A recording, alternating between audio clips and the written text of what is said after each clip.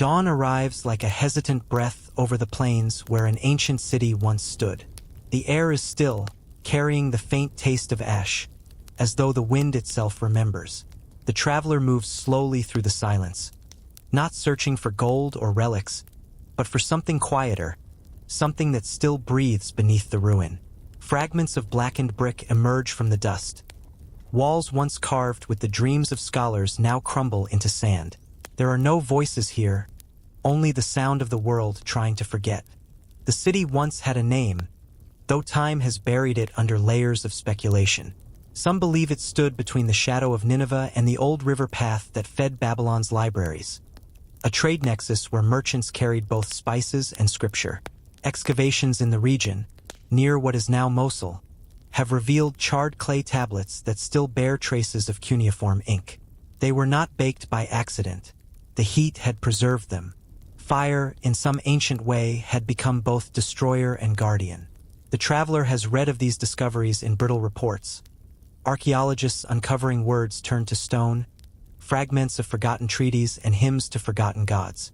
But he has come here for something deeper, something no record dares to name. He crosses what was once a courtyard, now a crater of silence. Beneath layers of wind-sifted sand, his foot touches something hollow, the echo of stone covering emptiness. He kneels, brushes away the soil, and finds the edge of a stairwell leading down, carved from basalt blackened by centuries. The entrance is half-choked with debris, as though the city itself tried to hide it. A lamp is lit, its small flame trembling in the air that smells of rain and dust. Each step downward feels like a descent into time itself. The temperature drops. The air thickens. The walls are veined with glass where the fire once kissed them, the mark of heat so fierce it melted rock.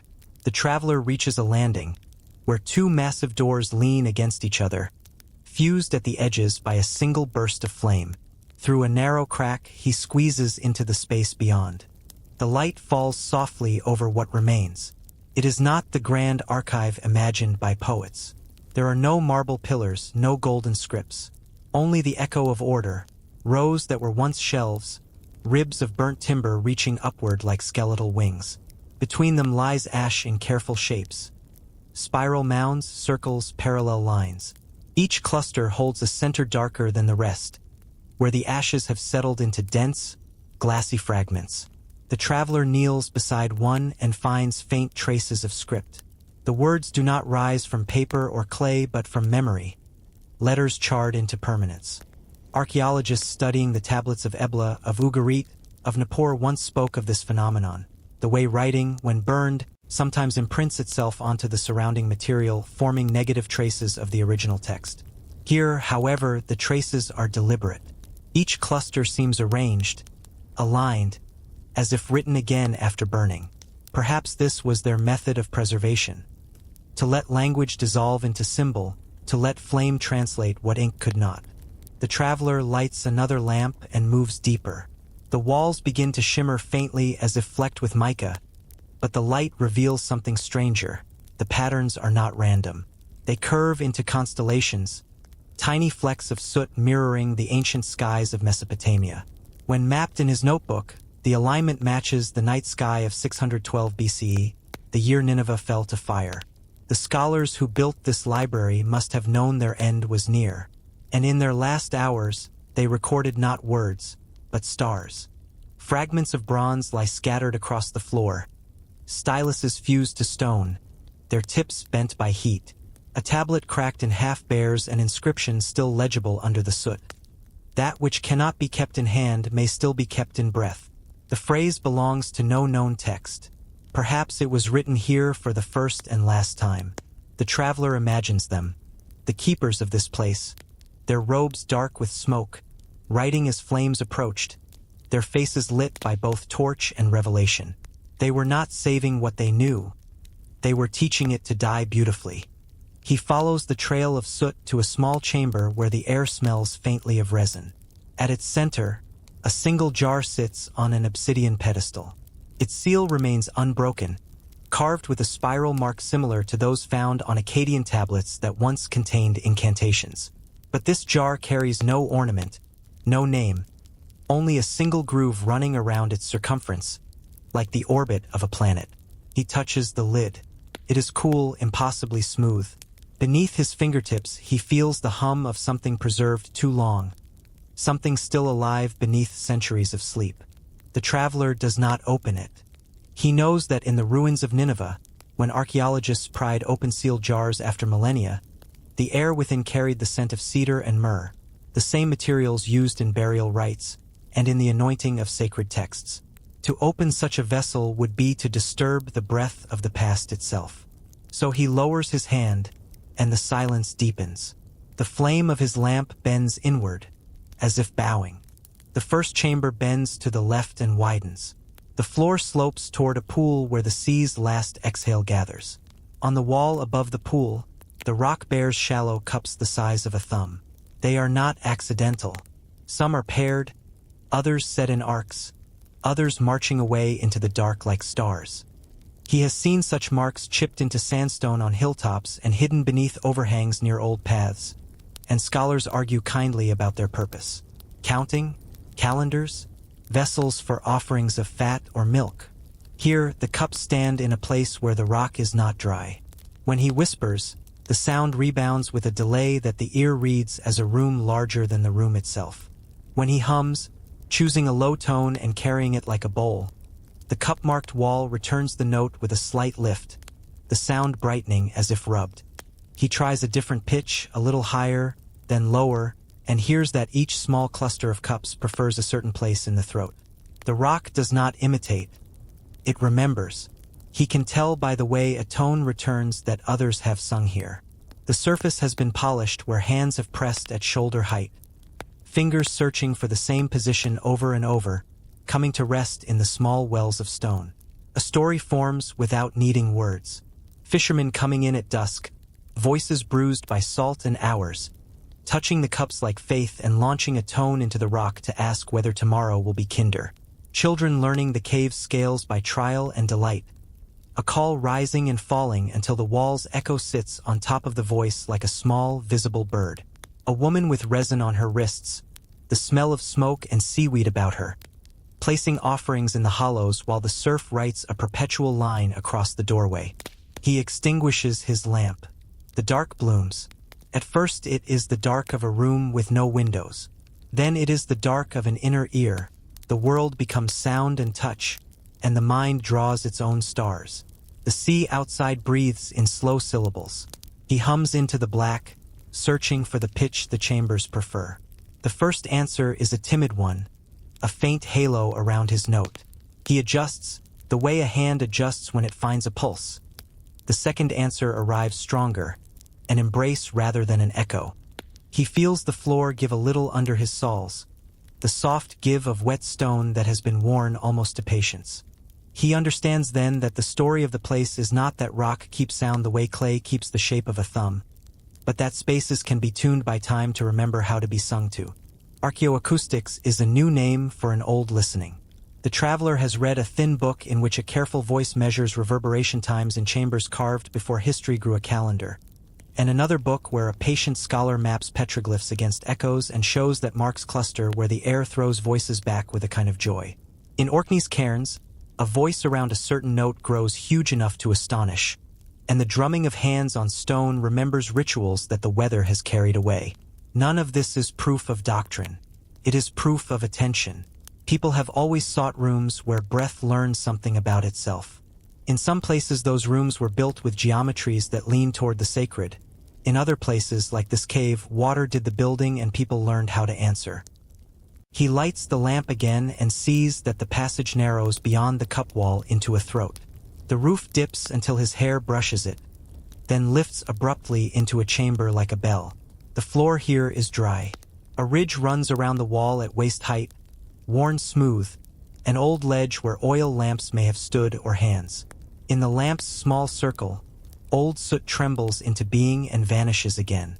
He lowers the flame and notices thin parallel scratches in the wall, not made by tool or blade but by rope or cord pulled over many seasons. Boats anchored just within the cave's shelter might once have tied to this ridge, the lines rising and slackening with the tide, singing without intent. He touches the ridge and feels the slight oiliness that stone keeps from human skin even when centuries stack between one hand and the next. He thinks of the way sound prints itself upon the body. A tone near the chest's own frequency can loosen grief like a knot that chooses to release. A tone above it can lift the heads whether even when the sky is unpersuaded. In Malta, within that hypogeum, modern singers sometimes step into a niche and sound a single note, and the air seems to fold its hands around the voice like a priest readying a prayer. In these caves, waves sometimes perform the office on their own. The traveler kneels and brings the lamp near the water. The pool is nearly still, but the surface trembles in small concentric circles that move toward the wall, then back. When he holds the flame close, its reflection quivers with them. The fire appears to breathe. There are stories of stones that repeat the last thing they heard. More soberly, there are chambers that hold a tone so long that a second and third voice can join what sounds like a fourth that is only space remembering what to do. Here, he tests the idea with patience. A low note, weighted with a slow exhale, held until the ribs ask for their own say. He fades and listens. The cave gives the voice back once, twice, then refuses. He tries again. This time he hears a second, quieter version of the note remain after his has gone, like a name pronounced one room over. He smiles, knowing he may be blessing his own want, and chooses to let the cave keep its talent for ambiguity. Mystery is less a riddle than a patient friend. On the wall nearest the entrance, untouched by cups, someone long ago scratched the simplest figure of a boat. A line for keel, a curl for prow, 3 short strokes up for mast and yard. Under it, a small fish. Beside it, a hand. The hand is not a print. It is a drawing of a hand with a single line through the palm. Such marks sit in museums by the thousands, lifting no eyebrows in curators anymore. But in the right light, they can still ask the heart a question the mind cannot frame. He places his hand over the drawing and finds that his palm fits it almost perfectly. The line through the center falls where his lifeline might be read in another kind of room. He withdraws his hand and the boat seems to rock. The cave shifts a little in its sleep. Outside, the sky has softened. The sea stirs its silver the way a hand stirs a bowl. He could leave, but the cave has a last passage, a low tunnel that requires knees and patience. He sets the lamp ahead and follows it. The air cools, the salt grows stronger. When the tunnel opens, it opens into a room no bigger than a shepherd's hut. The ceiling here is scalloped. The floor is a stone basin with a raised rim and a single notch where overflow finds escape. There is no trace of smoke. He lowers the lamp and sees that tiny shells have been set into the basin's sides in a pattern. Spiral, spiral, small circle, spiral, in bands that bend toward a point beneath the waterline. He dips a finger and tastes fresh. A spring lives here, sheltered by the cave from the sea's bed. The shell pattern leads to a small crack where the cold arrives with a barely audible thread of song. He realizes then that the cave does not merely remember voices. It gathers them. The seas, the springs, the foot scuff, the bowl's tremor, the human hum. A long time ago, a group of people must have learned the cave's grammar and written their ceremonies with it. Lamps at the ridge, voices finding the tones that coaxed the dome, water carried from spring to cup and poured along the wall where the sea would later erase the offering with its daily hand. No monument, no lasting inscription, only the agreement between stone and breath. The boat carved by the entrance is enough counsel. Come in, be held, return safely. Outside, the city waits in shadow. The traveler ascends slowly, tracing his way through the broken chambers. He pauses at each step, noticing how the walls seem to breathe, inhaling the flicker of his light, exhaling a faint sigh of soot. Above ground, the air feels thinner, the dawn lighter. The ruins stretch in every direction, columns leaning like weary sentinels, streets buried beneath drifts of dust.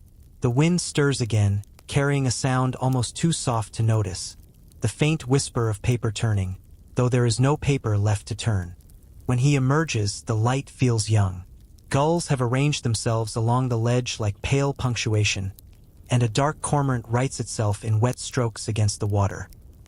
He sits in the doorway's shade a while and lets the ordinary noises re-enter. The clack of pebble and wave, the soft tearing sound of sea on weed, the distant heartbeat of surf around the next headland. He keeps silence as a courtesy for a few more breaths. Then he speaks a single word into his cupped hands and opens them toward the sea. It is not a charm. It is not a test.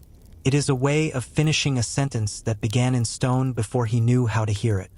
Along the path above the cave, weathered standing stones hold their watch as they have since a time when the moon may have had a different name. Shepherds squeeze through the gap between two and slap one lightly with an open palm. It answers with a soft bell that dies at once. Children drag a stick across the lichen and pretend to conduct an unseen choir. Near a cairn, a flat rock bears shallow grooves where blades were sharpened when metal was new to this shore. The island keeps its museums at the edge of fields and lets the grass do most of the curating. The traveler walks slowly through this loose collection and feels grateful for the humility of places that refuse spectacle. When night leans over the coast, he returns to sit above the cave. Waves move below like beasts that have agreed to be gentle. The first star appears where he knew it would, patient and unbothered by the day's arguments.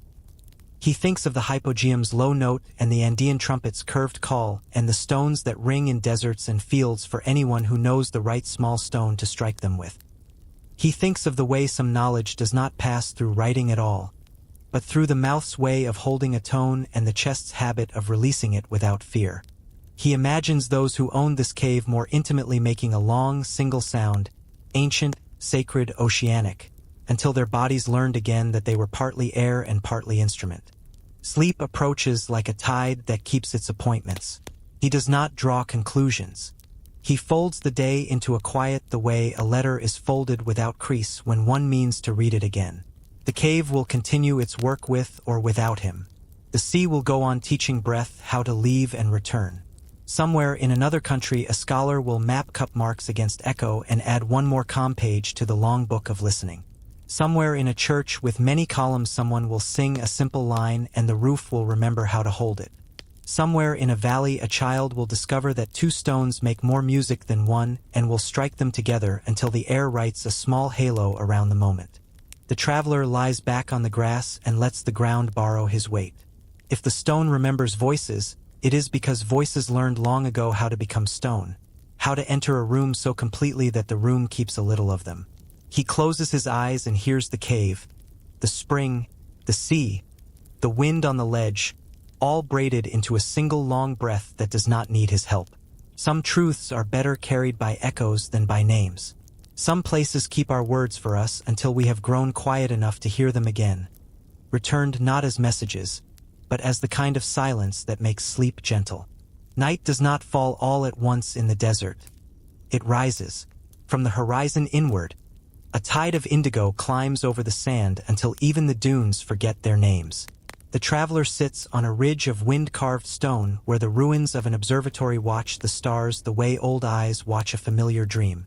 Around him, the silence is almost symmetrical, so vast it has weight. A line of broken columns leads toward an empty platform, the bones of a dome long vanished. It is here that, centuries ago, a scholar once sat night after night, believing the heavens were not a ceiling but a text, each star a letter, each planet a verb, each constellation a line of divine handwriting written too far away to erase. The stones remember him faintly. His name has been lost, though some believe he belonged to the House of Wisdom in Baghdad, others that he was one of the wandering astronomer priests of Haran, where men still spoke the language of the moon. Fragments of his writings appear in later commentaries, references without context, citations without source. What is certain is that he lived in the age when the sky was being mapped not with myth but with mathematics, when ink replaced prayer, and when knowledge began to tremble between the sacred and the measurable. By day he studied shadows. He would drive a rod into the ground and mark the motion of light across its tip, recording the shifting angle hour by hour.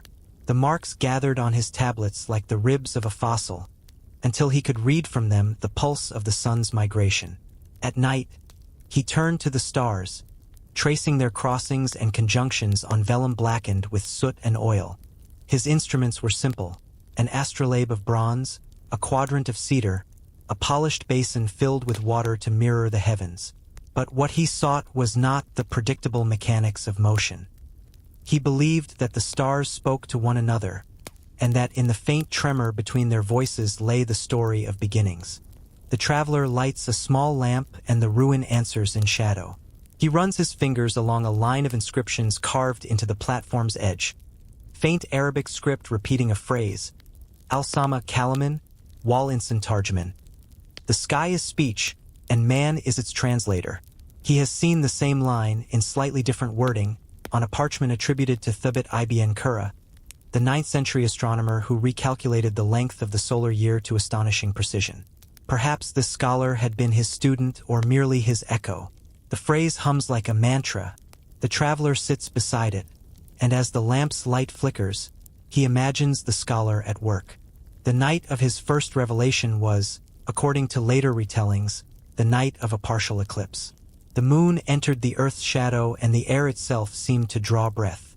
The city slept, but the scholar remained at his instruments, watching the silver arc thin to a blade, then vanish. In the darkness that followed, the stars flared sharper than ever. He felt he would later write, as though the heavens had briefly turned transparent, revealing a structure beneath the visible, lines of invisible ink connecting every light. He traced these with trembling hand, and in that hour, believed he had glimpsed the original script, the pattern of thought from which creation had unrolled. He looks back once before leaving, and in that moment the city no longer appears dead. The blackened stones shimmer faintly under the sun's first light, as if remembering fire not as ruin, but as transformation. Somewhere beneath his feet, the ashes continue their slow rearranging, each grain holding the echo of a word that refused to die. Perhaps the scholars knew this would happen. Perhaps the burning was never an ending, but a metamorphosis, knowledge released into another element, where it could drift through time unseen. His apprentices called him the reader of the sky. They followed him into the desert on clear nights, laying their scrolls flat on the sand and copying the constellations as he named them. Al-Shala, the sting; Deneb, the tail of the swan; Fomalhaut, the mouth of the fish. Yet he never pointed for long at the bright stars. His interest lay in the faint ones, those that seemed to hover at the edge of perception. Brightness, he once said, is arrogance. Wisdom hides in the half-seen. In a surviving note copied by a later scribe, he writes of a constellation without name, a set of dim stars between Capricorn and Aquarius that, when connected, formed the shape of an open eye. It looks at us, he wrote. As we look at it, the traveler lies back on the stone platform and lifts his eyes. The Milky Way spills from horizon to horizon, a river of powdered bone.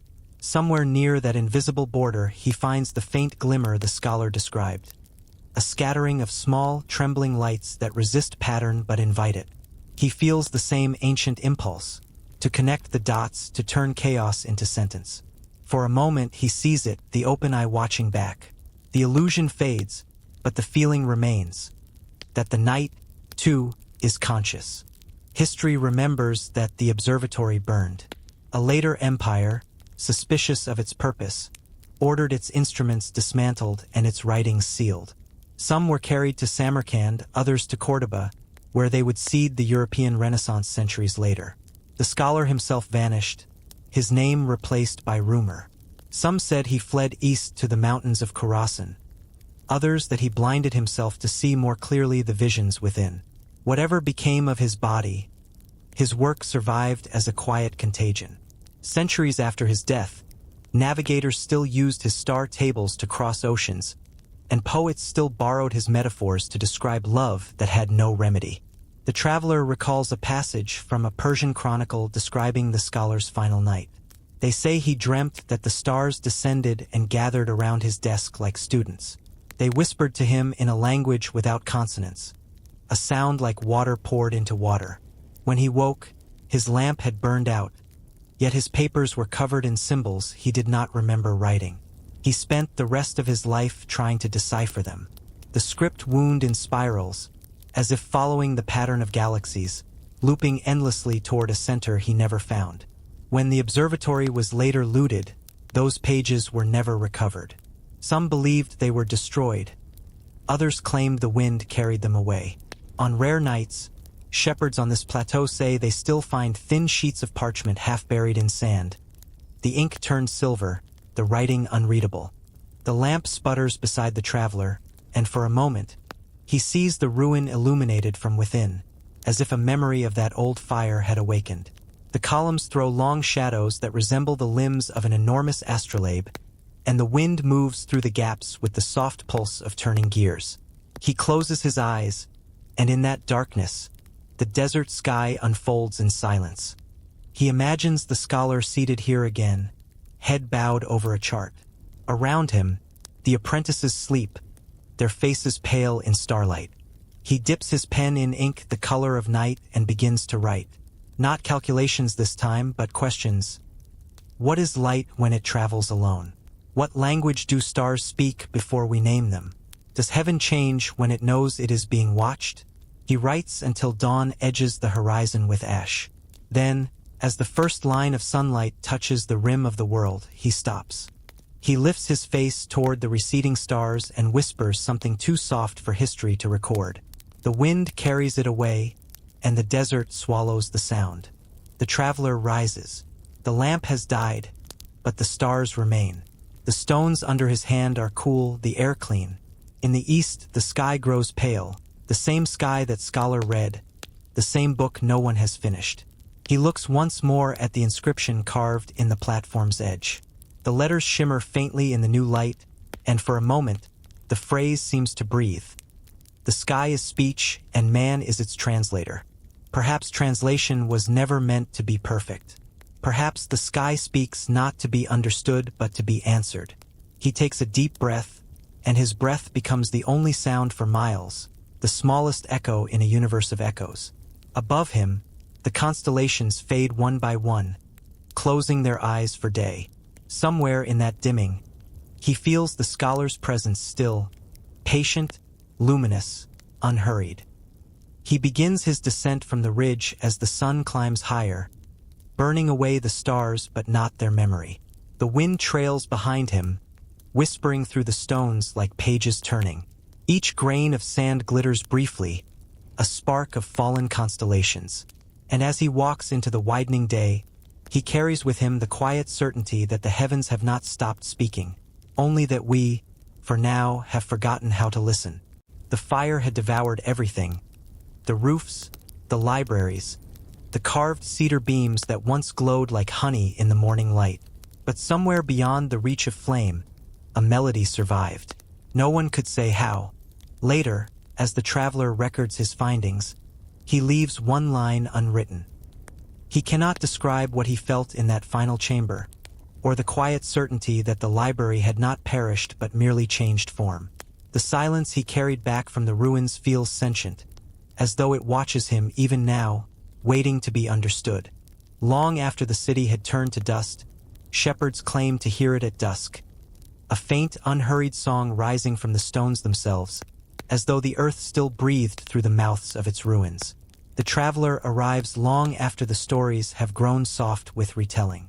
He crosses fields where glass has replaced sand, desert made molten by an ancient blaze, and stands before the low walls of a temple whose name is lost. Wind moves through its arches, and each hollow sings a slightly different note. He lights his lamp and follows the sound.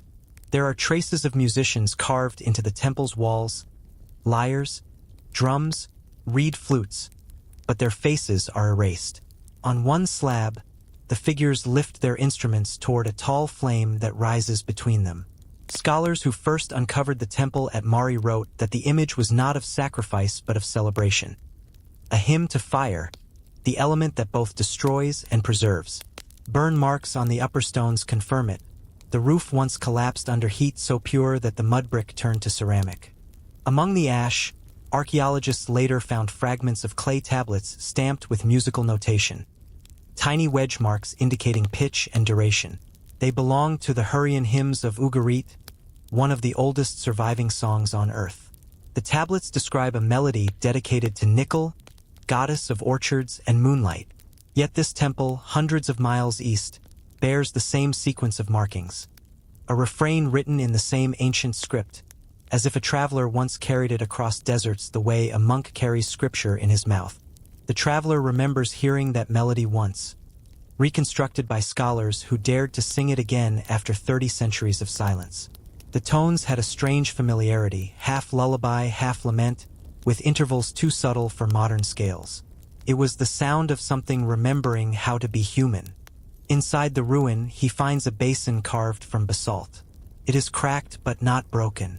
Around its rim, the same repeating symbols appear. A cluster of 7 wedges, then a line, then a spiral. When he leans close, he sees that the spiral is not decorative. It maps the resonance of sound, an ancient notation of echo. Someone once measured how song moved through stone. He cups his hands over the basin and hums softly. The note returns to him, slow and round, amplified by the hollow. The stone remembers. Musicologists speak of resonant archaeology, the study of how ancient spaces were tuned. The hypogeum in Malta hums at the same frequency as the male voice. Chavin's underground galleries in Peru amplify the deep tones of shell trumpets. The great ziggurats of UR were built to make wind sound like the sea. But this temple's music feels older still, designed not for ritual, but for endurance. He pictures the musicians who played here before the fire. Women with hair bound in copper thread, men beating palm drums in slow time with their breath. Their song, recorded on clay, may have been meant as an offering, to guide the dead, or to remind the living that creation itself began with vibration. The Mesopotamian god Ea was said to sing the world into being, his voice forming rivers and stars. To sing was to participate in that creation, to breathe the universe forward. And then came the flames. Perhaps an enemy army set the fire. Perhaps lightning struck the cedar roof during drought.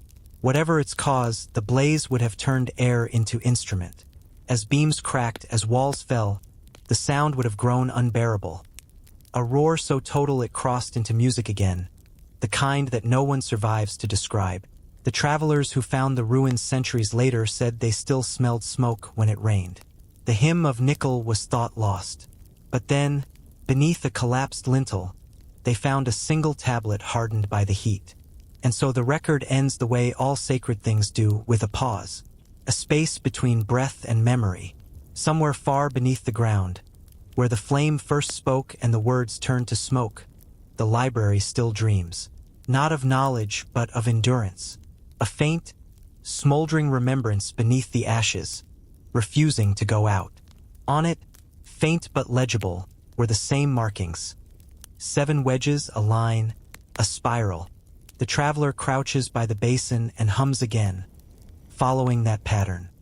He hums softly at first, then lower, letting the sound gather in his chest. The stone replies with a resonance that trembles through his ribs. He shifts to another pitch. The reply changes, a heartbeat slower, deeper, as if the ruin itself were remembering the refrain. He thinks of the fires that preserved other words, the library of Nineveh, whose tablets baked into permanence, the scrolls of Herculaneum, carbonized but legible by new light, the Buddhist sutras in Dunhuang, sealed behind a wall of clay for 1,000 years. Fire, when it cannot silence, sanctifies. When he steps back, he notices something etched above the doorway. Letters so shallow the eye almost misses them. They are Sumerian, half-eroded, Giziana, the timber of heaven. The same phrase appears in hymns to nickel, describing the world tree that connects earth to sky. He realizes the melody was not a song of worship at all, but of return. The sound of wood turning to flame, flame turning to light, light turning to air. Outside, the wind picks up. The ruin breathes again. The traveler closes his lamp, and in the darkness, the wind's voice merges with the memory of the hymn. He hums once more, not to summon anything, but to listen. The stone returns his tone perfectly. For an instant, he feels as if the air itself sings through him, his body another vessel, another tablet. He recalls a passage from a Babylonian tablet now in the Louvre, describing how scribes were instructed to recite hymns aloud as they wrote, so that the words may live twice. The scribe's breath became part of the ink. Perhaps these musicians believed the same, that if one sang through destruction, the melody would pass unharmed through the fire. He hums again, softer now, until sound and breath become the same thing. The flame on his wick steadies, then bends toward the stone, as if listening. He understands that what survived here was not melody, but attention, the will to keep sounding even as everything burns. When he steps outside, the desert night has deepened. The wind has changed direction. It carries, just barely, a thread of tone that is not his own high, wavering patient. It could be the air in the ruins, or it could be the hymn itself, still traveling. He turns his ear to it. The sound lingers, then fades into silence so complete it feels alive. He sits on a fallen column and looks up. Above him, Orion climbs the sky. The stars shimmer like embers rising from an invisible fire. Somewhere, the song continues, not on paper, not on stone, but in the memory of air. Perhaps that was the secret the ancients understood. That sound cannot die, only change form. Flame consumes the visible, but the invisible endures. The traveler closes his eyes. The wind brushes past his face, warm as breath. For a moment, he imagines that every fire ever lit, every torch, every burning city, every sacred blaze, sings the same refrain, passing it forward in silence. And when he finally lies back against the sand, he feels the world hum beneath him. A slow, low note that might be the last echo of that first, unburned song.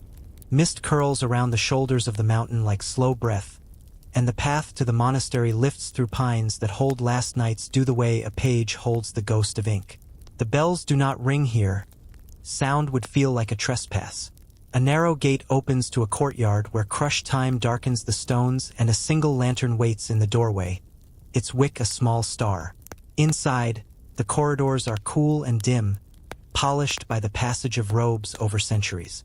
A room opens to the east and another to the west, but the one that draws the traveler is long and hushed, lit only by a slit of sky. The scriptorium, where breaths are counted and words are weighed like grains. He smiles into the darkness. The desert has no audience, yet it listens. The melody drifts between stars, between ruins, between centuries, carried not by instruments, but by the simple will to remember. Some music is never written to be heard. It survives only to remind the air how to dream. Midnight gathers slowly, folding over the monastery like a breath drawn and held. The sea lies just beyond the stone walls, unseen but constant, its rhythm a patient counterpoint to the hush within. Every window has been shuttered, every lamp covered. Even the clocks have been silenced, their pendulums stilled by soft hands. It is the appointed hour, the one that belongs not to night and not yet to dawn. The monks call it simply the hour when silence speaks. The traveler has been allowed to stay the night. He sits in the guest cell, its walls bare but luminous with candle residue. Somewhere down the corridor, a door sighs closed, and the faint smell of wax drifts in. He knows from the older chronicles that this ritual has no scripture and no instruction. The rule of the order merely says, "At the hour of silence all sound shall cease, that the world may speak once more." Outside, the wind turns a page in the dark. Inside, the monastery begins its unmaking of noise. Sandals pause on flagstones, ladles settle on hooks, voices trail off midword. Even the small noises of the body, the throat's adjustment, the breath's complaint, learn to hide. The silence thickens until it feels almost physical, a veil descending between thought and air. Somewhere above him, bells hang in the tower, but none will ring until morning. When the order was founded, in the century after the fall of Constantinople, it was said that their founder had lived through too many sounds: war, fire, the collapse of stone. He had taken a vow that his house would listen for what the world no longer had time to hear. Their monasteries grew on cliffs and islands where noise could not find them, built with long corridors to slow the heart and walls so thick they returned no echo. Archaeologists still visit their ruins, astonished at the architecture of absence. No windows in the inner cloisters, floors that absorb footsteps, staircases that spiral into stillness. The traveler lifts his head and listens. What begins as nothing soon reveals layers. the pulse of his own blood, the shift of wind between tiles, the faint sigh of the sea. Then even those recede, and what remains is something purer. Not sound, but awareness of space itself. It feels like standing before an unseen door. He remembers reading of other silences. The caves of Ajunta, where murals sleep beneath centuries of breath. The cenotes of Yucatan, where voices drop into the earth and never return. The anechoic chambers of modern science, where engineers faint after minutes because their hearts sound too loud. Every civilization, it seems, has built a chamber where sound dies, and in that death finds a different kind of life. In this monastery, silence is not death but covenant. The monks believe the world itself was born from a pause, that before creation, there was listening. One ancient text, written in Latin so faded it could be mistaken for dust, tells of a brother who claimed he heard voices in that stillness. Not divine speech, but the sound of history breathing. The rhythm of tides, the slow crumble of mountains, the turning of planets. These, he said, were the true liturgy. Minutes or perhaps hours pass. The traveler cannot tell. Time has lost its edge. The body relaxes into the quiet the way a candle yields to its own melting. He begins to sense things the ear cannot claim. The pressure of space, the hum of his own bones, the faint vibration of air against stone. In this suspended world, thought softens, words unravel, and something older rises beneath them. The raw awareness that language usually hides. He imagines the monks in their cells, each seated on the floor, heads bowed, eyes half open. They do not meditate on doctrines. They wait. When one mind stirs, another steadies it. When one breath falters, a second restores the rhythm.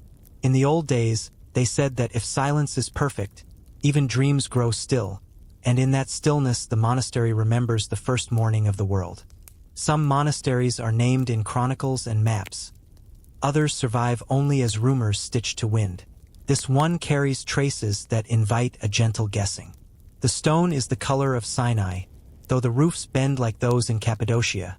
The lamps recall Armenia, and the mountain silence could belong to Athos. Scholars might think of St. Catherine's Monastery at the foot of Jebel Musa, where Greek, Arabic, Syriac, and Georgian hands shaped a library that still breathes. They might remember the palimpsests hidden under later prayers, texts erased and written over, yet recoverable now with careful light.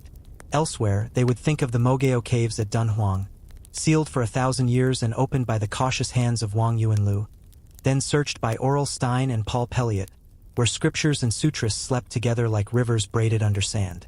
The traveler carries these echoes quietly, not as proofs, but as lanterns. Faint, practical, guiding. The traveler recalls a chronicle from Mount Athos describing a similar rite, a vigil called Hesychia, the prayer of quietude. There, monks sought not revelation but simplicity, the point where the self ceases to divide what it observes. Here, too, he senses that the silence does not belong to men alone. It stretches beyond these walls, across the sea, across time, binding every hour where human noise has paused long enough for the earth to be heard. A faint shift occurs. The air grows lighter, and the horizon beyond the shuttered windows blushes with unseen dawn. A single sound enters the world again. The sea's returning voice, soft as breath. Then a door opens. The abbot steps into the corridor, his sandals whispering. He does not speak.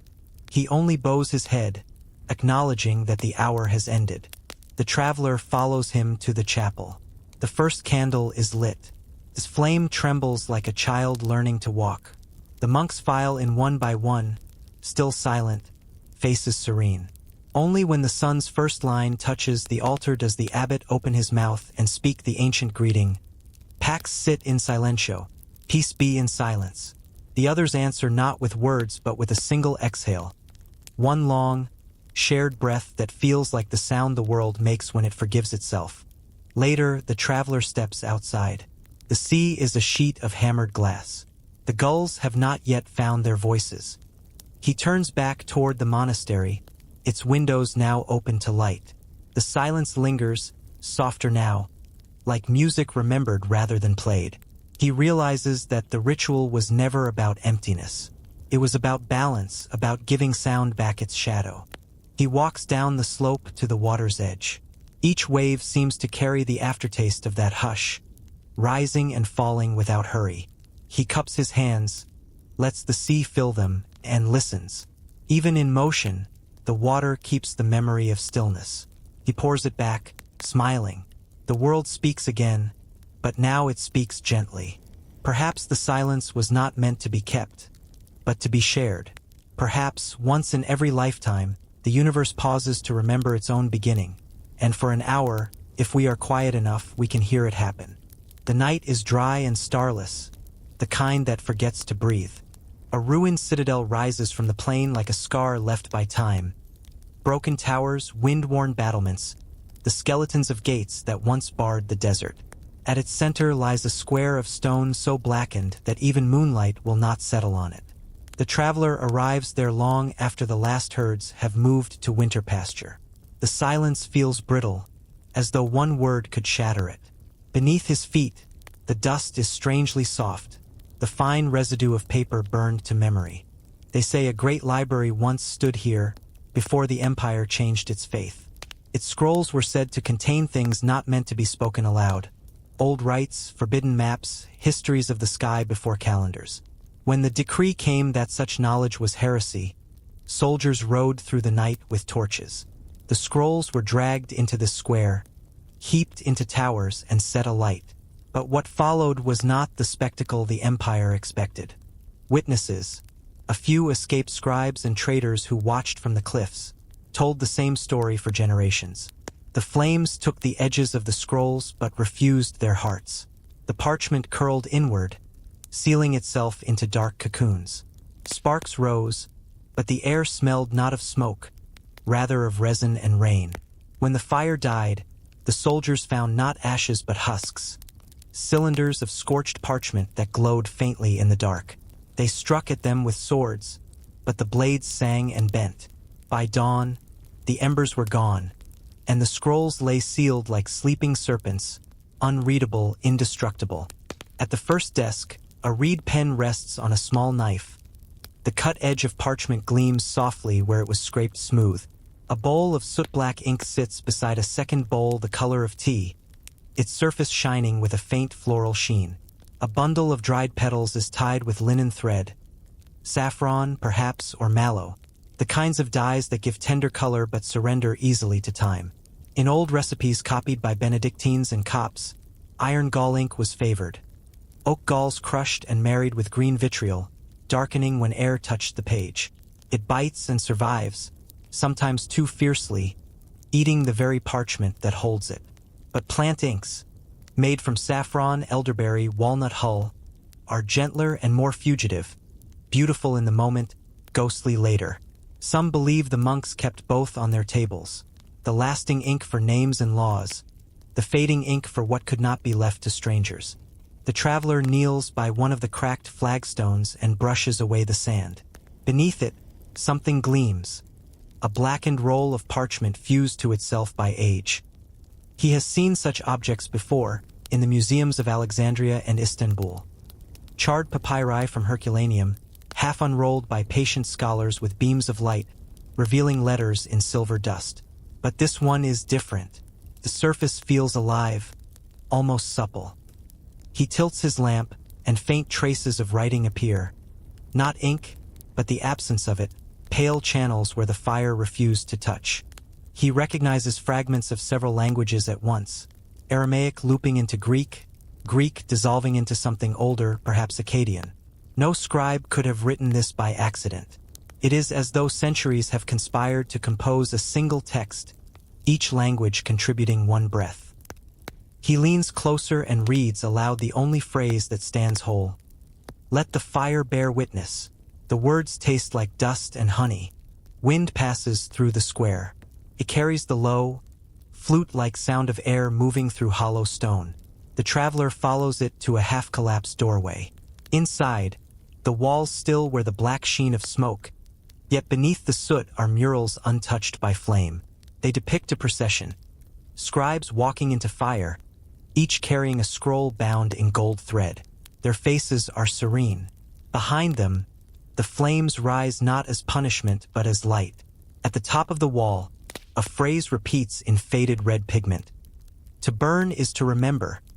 He recalls a chronicle of the Abbasid era describing an order of scholars who called themselves the keepers of the second ink.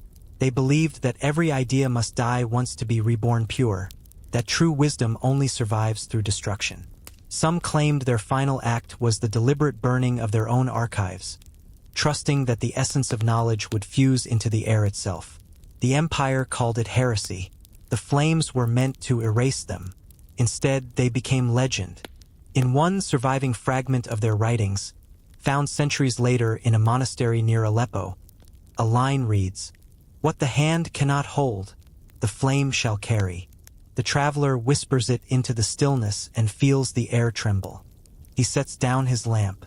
Its flame reflects on the sealed scroll before him, and for a moment, the surface shivers, as though something inside were breathing. He remembers how modern physicists speak of data written in the structure of matter itself, how heat and pressure change the bonds of atoms into new arrangements that carry information invisible to sight. Perhaps these scrolls, too, were rewritten by the fire. Their ink transformed into silence, their meaning into heat. Perhaps the library never died. It simply changed language. He touches the scroll again. It is warm, though the night is cold. From its edges comes a faint scent, not of ash, but of cedar and oil. He imagines the scribes of that lost age preparing these scrolls before the fire, anointing them with oils drawn from sacred trees, wrapping them in linen soaked with honey. They would have known what awaited them. They would have believed, perhaps, that burning was not an end but a passage, the way the phoenix teaches by example. In another ruin, farther west, the traveler once saw the remnants of the great Serapeum of Alexandria. Marble melted into glass, papyrus turned to brittle lace. Yet even there, when the archaeologists brushed the ash, they found traces of carbonized letters still clinging to the scroll cores. The shapes of knowledge remained, like fossils of thought. Fire cannot burn the idea of itself. It only transforms its medium. A brother passes the doorway with steps as soft as candle smoke. In the scriptorium, he would be called a collationer if he compared copies, a rubricator if he added red, an illuminator if he seated stars in margins. His hands are stained where the thumb rests against the quill. He moves without hurry. Outside, a cloud rolls over the ridge and the light in the room grows paler, as if the sky itself wishes to enter the vow. He sits on the cold stone and lets his eyes close. The wind moves again, and he hears it. A whisper, faint as a turning page, comes from beneath the ground. He lowers his ear to the floor. There, under layers of rubble, a sound like paper sighing. He realizes that thousands of scrolls still rest below, sealed by the melted roof. When the wind moves just right through the cracks, it passes through those hollow rolls and plays them like flutes. The library still breathes, singing through the wounds that tried to silence it. The traveler remains listening. The notes are uneven, fragile, like a dying fire remembering its own warmth. Each gust shapes a different tone, some low as mourning, others high as prayer. He wonders how long this music has played without witness, how many centuries of wind have carried him into the dark. When he finally rises, dawn is climbing the horizon, painting the ruins in copper. The scroll in his hands no longer glows. He places it back beneath the flagstone where he found it. As he covers it with sand, he feels no sorrow, only reverence. Some truths are not meant to be recovered. They are meant to keep burning where no one can see. He stands in the square once more, the same ground that tried to erase itself with flame. The air smells faintly of resin. He imagines the scribes who walked into the fire willingly, their faces calm, their hands steady. They must have known what they were doing, that knowledge does not fear the torch when it has already become light. As the sun crests, the traveler turns away. Behind him, the ruins shimmer, and for a heartbeat he sees it.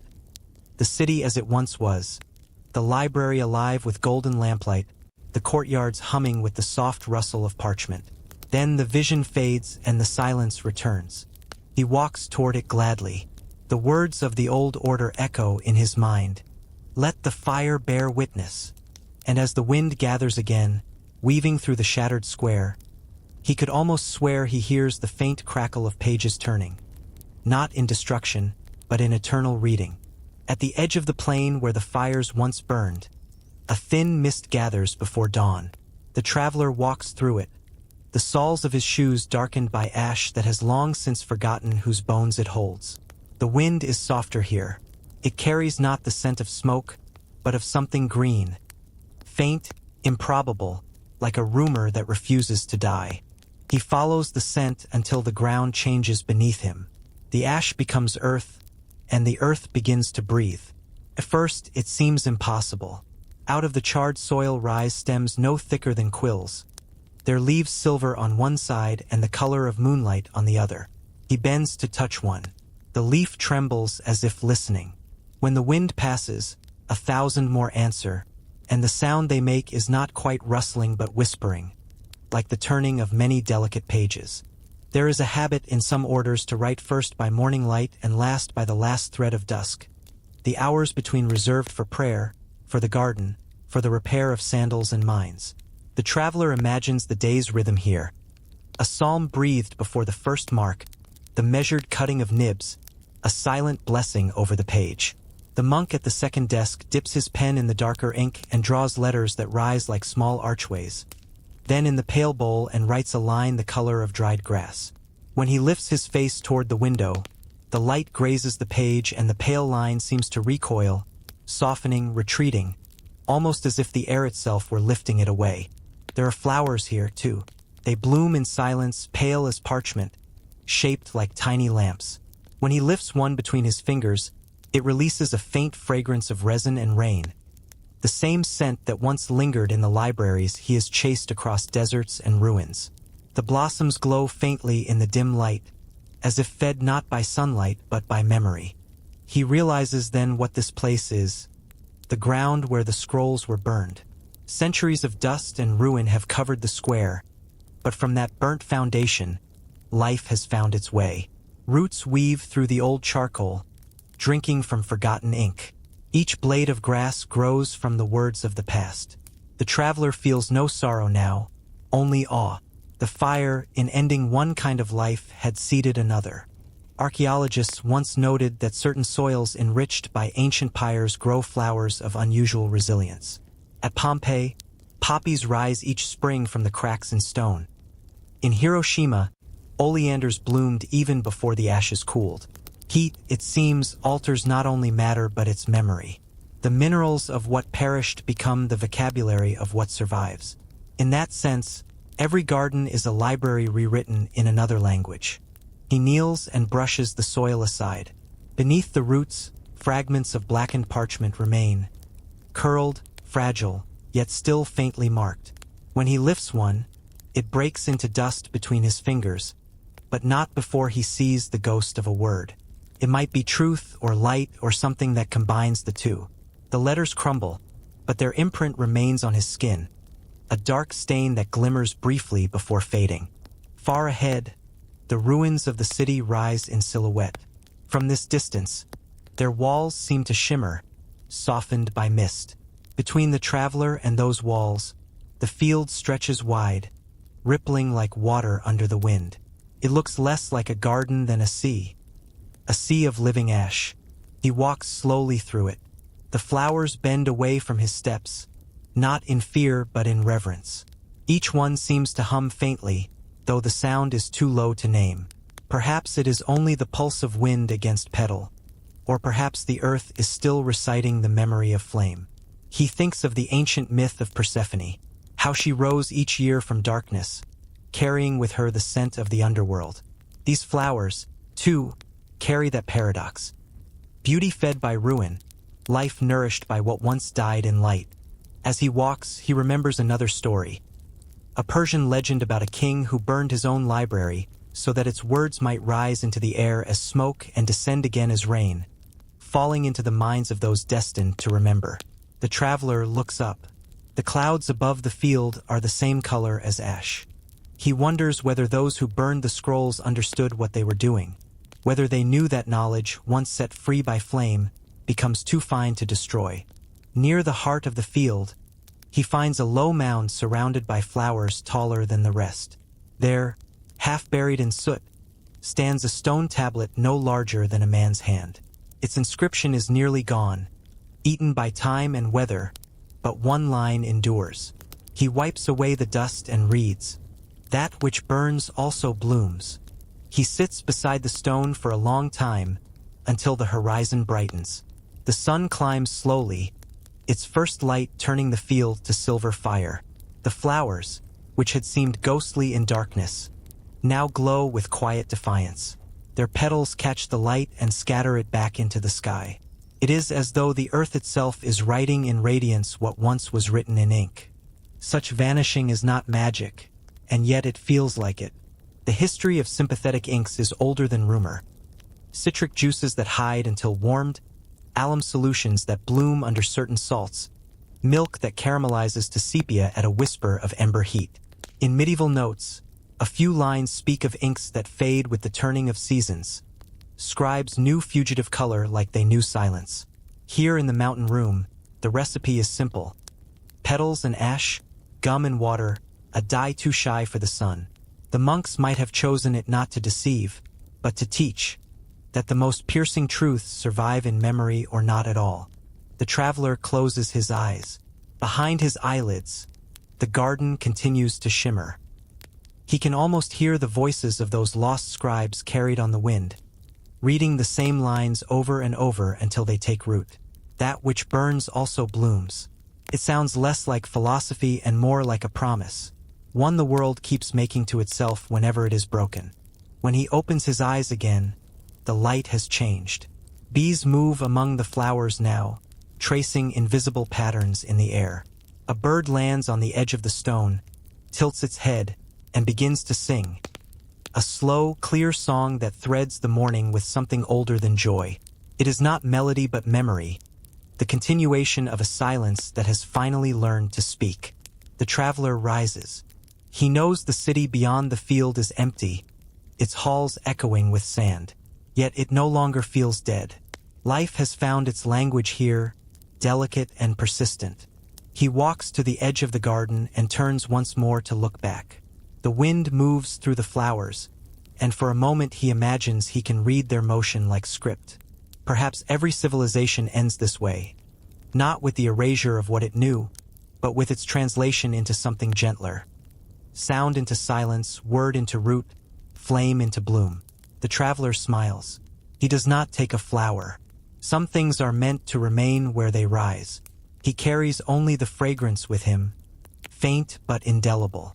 As he leaves the field, he looks over his shoulder one last time. The mist has lifted. The garden shines. Each flower sways in rhythm with the wind, and for an instant, he sees it clearly. The entire field moving as one body, a great slow pulse, like breath. It is as if the earth itself inhales, then exhales, whispering through its blossoms the oldest secret it knows. Nothing truly burns that remembers how to bloom.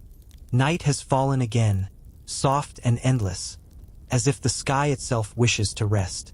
The traveler sits in what remains of a library, not one of marble or empire, but a small, roofless chamber where walls lean like tired shoulders.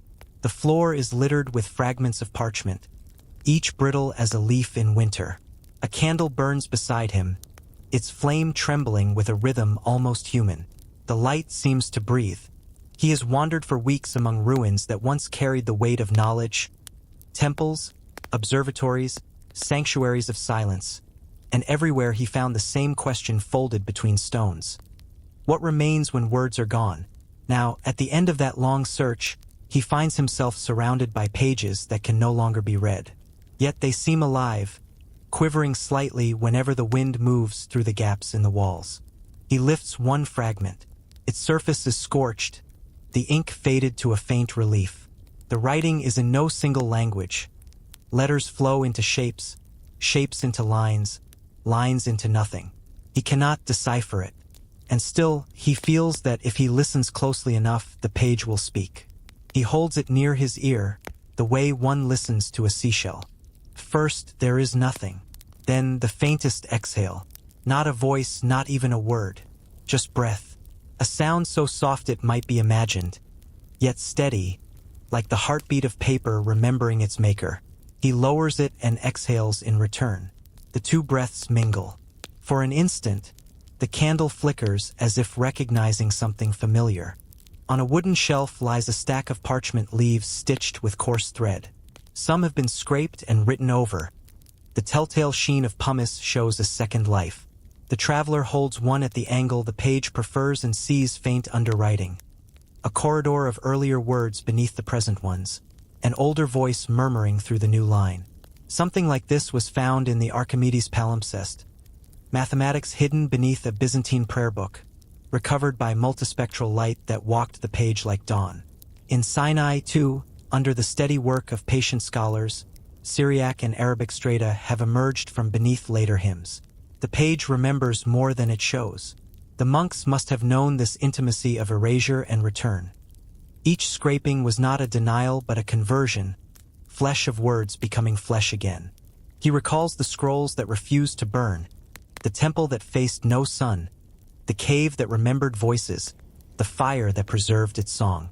Every story, he realizes, has been whispering the same truth, that what we call knowledge is only a form of breathing. The ancients understood this. Their scribes wrote aloud so the words might live twice. Their monks chanted in darkness to teach silence how to inhale. Their astronomers mapped the sky not to own it, but to exhale wonder. He lays the page on his palm. Its edges curl inward, like lungs drawing air. He closes his eyes. For a long moment he simply breathes in, out, in again until the boundary between his body and the dust dissolves. The air he draws carries traces of old fires, old ink, old voices. Every breath, he thinks, is a translation. Ash into life, silence into sound, forgetting into remembrance. When he opens his eyes, the wind has shifted. The remaining pages lift slightly from the floor, fluttering without direction. The movement is delicate, reverent, like 1,000 hearts exhaling at once.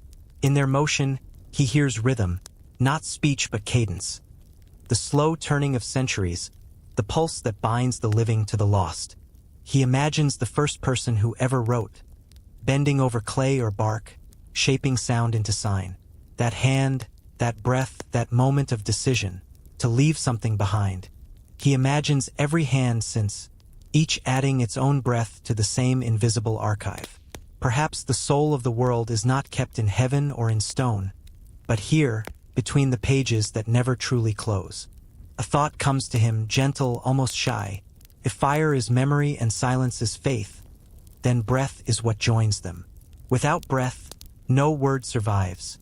Without word, no breath is remembered. He looks at the candle again. The flame leans forward, inhales, exhales, dances. He understands now why so many rituals begin with lighting one. It is the smallest imitation of creation. Outside, the wind deepens, carrying the smell of salt. The sea is near. He gathers a few of the pages, not to keep, but to carry them back to the shore. When he steps into the night, the stars have lowered themselves closer than before, as if listening. He walks until the land gives way to sand and the sand gives way to water. There he kneels and releases the pages one by one. They drift out like fragile boats, their ink dissolving into the dark tide. Each page floats a moment before it sinks, vanishing beneath the silver skin of moonlight. The sea receives them quietly, no splash, no protest. The traveler watches until nothing remains but ripples. For the first time, he does not feel loss. He feels continuation. The breath between pages has become tide, wave, mist. A new script written in motion. He stays there until the candle burns low. When it finally gutters out, the night does not grow darker. It grows more complete. The stars shimmer, the water breathes, and somewhere far below, the pages drift downward, folding and unfolding like lungs. The traveler closes his eyes and lets the rhythm of the sea replace his own. He breathes with it, slowly, evenly, until he no longer knows where one ends and the other begins. The world exhales. He exhales with it. And in that quiet exchange, the last sigh of candle, the long inhale of tide, the story finds its resting place. Not in fire or ink, not in ruins or libraries, but in the unseen space between one breath and the next. Midday leans to afternoon, and a quiet ritual unfolds. A novice brings the wooden box where the day's leaves will rest. The elder nods toward the pale script and says nothing. They watch the letters breathe, strong while damp, faint as they dry, a little braver in shade, shrinking again when the light leans in. Some histories insist that texts were hidden to evade flames and edicts, and it is true that decrees traveled quickly down mountains, that empires asked questions with torches. But there is another motive, less urgent and more tender. Certain teachings were meant to be kept in heartwood, not in bark. Written in the breath, not on the surface. A line that refuses to stay is a line that asks to be carried. That, he realizes, is where all knowledge lives. In the pause before speaking, in the silence that remembers, in the breath between pages. In a small side room cool as a well, jars stand like sentinels. Each is sealed with wax impressed by a ring that shows a star over water. The wax smells faintly of myrrh and cedar, resins that were used in bookbinding across deserts and coasts. Inside, perhaps, rest leaves that never met the sun. Not erased, not layered, simply sleeping. The traveler remembers notes from explorers who unsealed long-closed vessels and were met with the vanished air of centuries, as if time were a perfume that could be recorked and saved. He does not touch the jars. He stands with his hands at his sides and lets the cool rise along his arms like a blessing. Evening enters by degrees. The mountain's shadow climbs the courtyard wall, and the scriptorium grows softer, each object gathering a small halo of dusk. The monks set aside their pens and lift their faces toward a silence that seems to have weight. In some houses, a particular hour is given wholly to listening. The great silence of night when speech is put away and even footfalls are considered language too sharp. Candles are trimmed. The pale letters on the day's pages draw in upon themselves, as if sleep were not absence but obedience. History never stands still in one place. It turns like a wheel and leaves imprints in distant soil. Centuries later, far away, scholars would open a sealed cave at the edge of a desert and draw out baskets of scrolls that had slept through dynasties. They would trace fibers of papyrus and linen, smell bitumen and cedar on the wrappings of time. Elsewhere, they would lift a palimpsest to a machine whose light could coax old speech from under new. The traveler thinks of them with a quiet smile. Modern cousins of these mountain hands, different tools, same patience. Some knowledge is oceanic. It arrives, withdraws, returns by another moon. Night gathers fully, and stars take their stations above the ridge. A thin procession like a marginal illumination in silver leaf. The traveler lies on a straw mat in the guest cell and listens to the building breathe. Somewhere below, water threads a channel carved long ago to serve a mill and a garden. Somewhere above, a brother is waking for the pre-dawn office, his steps measured, his voice trained to carry only as far as the next heart. The traveler's mind drifts toward the day's pages. In memory, they are all brightness and quiet, and the vanishing line is not a loss but a teaching. Hold what you can, let go of what you must, and learn the difference by candlelight. Before sleep folds its wing, one more memory arrives. A page the traveler once saw under a conservator's lamp, a page that looked blank until breath warmed it. Then a faint lattice appeared, as if the ink had not gone but withdrawn to the threshold. The conservator said the page only asked for gentleness. Heat too strong would scorch it. Darkness too long would starve it. A small breath restored the bridge between seeing and known. The traveler turns on his side and watches the wall. The idea seems to open and close like a slow tide. Some voices only echo when we are ready to listen. Morning, when it comes, is paler than the last. Mist holds the monastery like a veil. In the refectory, a bowl of lentils steams. Bread breaks with a soft sigh. The brothers eat as though they are reading, slowly, with attention. The scriptorium waits. Today, the elder chooses a leaf already written and runs a finger over the line that has nearly disappeared. He does not frown. He lifts the page and recites the sentence softly. and the novice repeats it until the room feels as though that one string of words has looped around every beam and door and wrist. The page may one day go blank. The sentence will have learned another method of staying. There are artifacts that delight the eye: gold, enamel, a weight in the hand, and artifacts that alter the air. A vanishing text belongs to the second kind. It asks not to be kept, but to be kept with. The traveler understands this now. He had come expecting a riddle and found a rhythm. He had expected secrecy and found a vow. When he steps back through the gate, the time brushes his ankle and sends up a small green breath.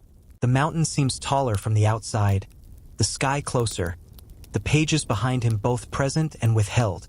Like the face of a friend in a dream you are not ready to leave. Down the path, the world grows louder. Little clatters return. Goat bells, water over stones. A vendor's quiet call 3 valleys away. He does not carry a book. He carries a sentence and then another. Light enough to walk, heavy enough to anchor. Somewhere in a city 1,000 miles from this ridge, an archivist switches on a lamp and prepares her lenses. Somewhere on a coast, a cave breath lays dust across a sealed seam. Somewhere in a desert ruin, a tablet turns a shade darker as the day warms its crust and the letters within shift by the width of a breath. The old, patient conversation goes on. Perhaps the monks knew that the safest library is not a room but a people. Perhaps that is why their pale ink retreats under daylight, so that what remains must be practiced aloud, entrusted, braided into memory the way a path is braided into the feet that walk it. The traveler turns once to look up through the pines. The monastery is already half cloud, half stone. The room where the letters breathed is swallowed by the same mist that silvered the stars. No alarm rises in him, only a stillness that feels like gratitude. On the road's first bend, the wind stirs the leaves and brings the faintest trace of resin and smoke, a scent older than his own name. He pauses and closes his eyes. A line returns. He does not know whether it came from the mountain page or from an undertext recovered by light, but it comes whole like a cup. He speaks it once, softly, and keeps walking. If it fades by noon, he will speak it again at dusk. If it fades by night, he will carry the shape of it until morning. Not everything that disappears is lost. Some truths choose a slower method of staying, asking only that we stay with them in turn. By the time the path opens to the lower fields, the sun is on the ridge and the monastery is a pale ember against it. The traveler does not look back again. There is a kindness in letting a sacred thing recede. Somewhere on the mountain, a monk lifts a page that once held dark words and now appears blank, and he smiles as if at a friend hiding behind a door. He knows what is there. He has it by heart.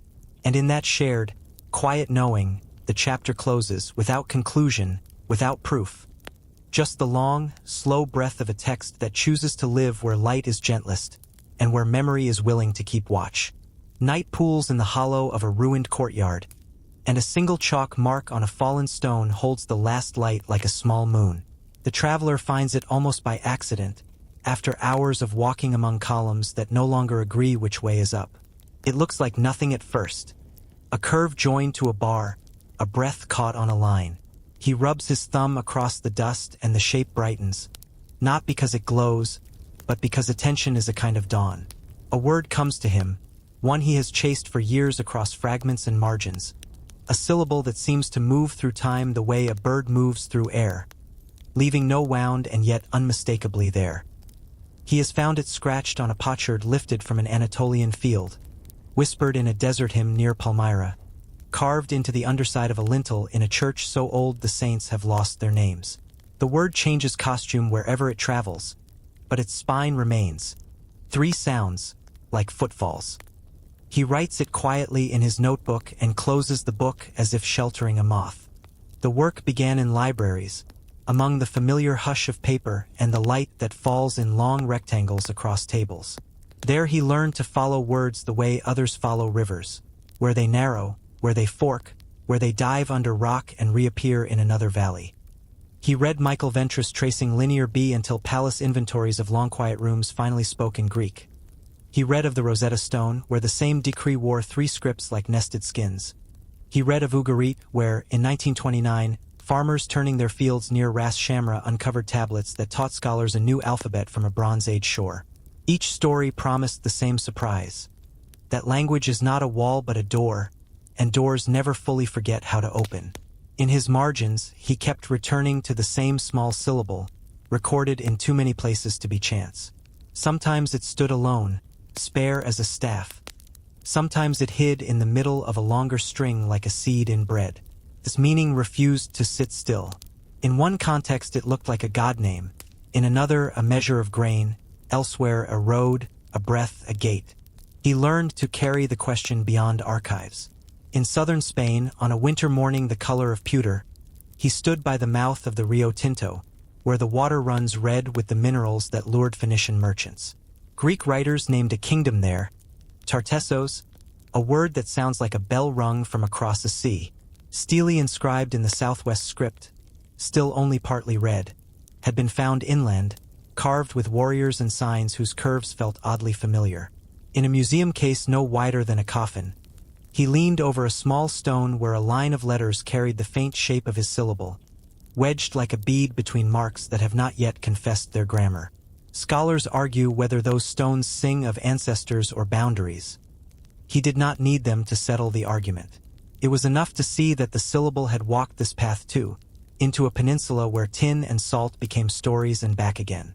In Pompeii, a gust of ash once turned noon to midnight and preserved a whole vocabulary of walls. The traveler traced the alley where someone long ago scratched a magic square. Seder Aripo tenet opera rotis. 5 words that fold and mirror like a house of prayer. It is not his word, and yet he lingers because the square proves a point the heart already knows: that a simple arrangement of letters can be a universe pretending to be small.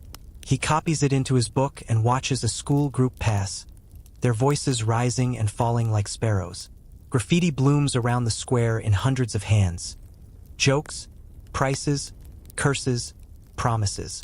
Among them, in a line barely a breath long, the traveler sees again his old companion.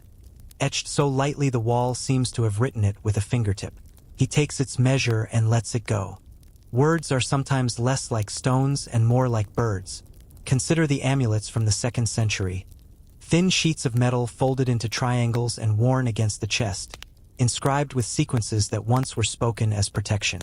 On one such charm, in a collection far from its original sun, the traveler saw an ancient physician's term spiral downwards letter by letter, abracadabra thinning to a point. Fashion names it trick. History reminds that people pinned hopes to syllables when herbs had done all they could.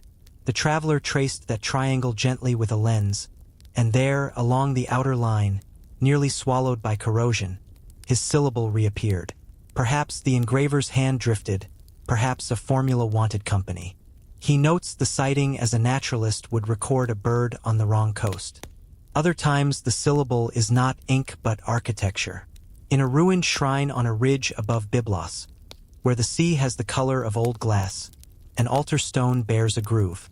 No letters greet the eye, only the groove, wearing its deliberate shallow like a smile both kind and private. Measurements suggest it once anchored a standard or a staff. The placement suggests it was meant to be touched. The traveler kneels and runs his hand along the stone. A guide, whose grandfather and great-grandfather served in the same role, tells him that fishermen once rubbed a finger across the groove before dawn and said the word he now keeps like a bead in his pocket. It was for safe return, the guide says. He shrugs, perhaps for good luck. He teaches the traveler the pronunciation he was taught as a child. The syllable is nearly nothing. It dissolves into breath, and yet the body feels different after saying it, as if the sternum opened the width of a grain. He tries not to ask for too much from evidence. The Indus seals, with their unicorns that might be goats and their script that might be numbers or prayers, do not grant him permission to plant his syllable on their surfaces. He knows where the mind invents patterns when light is low, but there are places where pattern meets patience and something steps across. In a storeroom behind a coastal museum, he is shown a fragment of linen from a Coptic codex, the stitching so fine it looks like river water. Near the seam, a small marginal note, 3 letters brief as a kiss, appears in a hand unlike the main text. The curator explains that such notes were often made by binders or owners rather than scribes. Sometimes they are nothing more than numbers or saints' initials. He does not tell her he recognizes the syllable. He takes the measure, thanks her, and walks the harbor until the gulls forgive him for forgetting their names. Every language knows a few words that are less definition than doorway. The sacred utterance at the beginning of a breath, the assent that closes a prayer, the sound made when something in the chest finally agrees with the world. Egyptian ritual texts preserved the notion that a person's true name, the Ren, could bind or free. Wisdom literature in Greek made of logos a bridge between speech and the fabric of the world. In India, a syllable sung more than said has followed the spine like a patient bell for over 2,000 years. The traveler gathers these with care, respectful of distances and differences, less keen to conflate than to listen for rhyme. He is not searching for one universal behind every tongue. He is tracing how a small sound can hold a kingdom's weight for those who choose to carry it. The kingdom in question may have been no kingdom at all, not marble and garrisons, but a circle of understanding maintained by those who like to plant the same syllable at the threshold. In a Greek papyrus from Oxyrhynchus, he reads a spell that braids divine names from several shores into a single rope.